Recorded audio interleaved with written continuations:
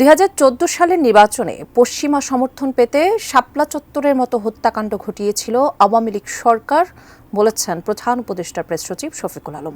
Debate for ডেমোক্রেসির chairman Hasan Ahmed Chowdhury Kiron বলেছেন, বাংলাদেশের ইতিহাসে একটি কালো অধ্যায় শাপলা চত্বর হত্যাকাণ্ড। বাংলাদেশ চলচ্চিত্র উন্নয়ন কর্পোরেশন মিলনায়তনে ছিল ডিবেট ফর ডেমোক্রেসির ছায়া সংসদ বিতর্ক।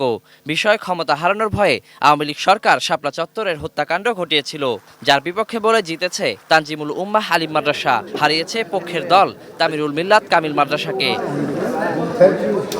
পুরস্কার বিতরণের আগে আলোচনা পর্বে ডিবেট ফর ডেমোক্রেসির চেয়ারম্যান হাসান আহমেদ চৌধুরী কিরণ বলেন, ইসলামী শক্তিকে দুর্বল করতে প্রতিবেশী রাষ্ট্রের মদদে এই হত্যাকাণ্ড চালানো হয়। শাপলা চত্বরে হেফাজত ইসলামের উপর যে হত্যাযজ্ঞ ঘটেছে, সেই হত্যাযজ্ঞ নিয়ে একটি কমিশন গঠন করে তার একটি নির্মম বিচার ব্যবস্থা করবার জন্য আমি আজকে দাবি করতে চাই। ইসলামী শক্তিকে তারা দুর্বল করার জন্য প্রতিবেশী রাষ্ট্রের প্রেসক্রিপশন নিয়ে ক্ষমতায় টিকে থাকবার জন্য শাপলা চত্বরে এই ধরনের হত্যাকাণ্ড চালিয়েছে ফ্যাসিস্ট আওয়ামী সরকার। এদিন প্রধান অতিথি প্রধান উপদেষ্টার প্রেস সচিব শফিকুল আলম বলেন, শাপলা চত্বর হত্যাকাণ্ডের পেছনে ছিল 2014 নির্বাচনে পশ্চিমা বিশ্বের সমর্থনের আকাঙ্ক্ষা। লিলি হালাল বিউটি সোপ, বিএসটিআই কর্তৃক সনদপ্রাপ্ত দেশের প্রথম হালাল বিউটি সোপ, দীপ্তিময় উজ্জ্বল ত্বকের জন্য।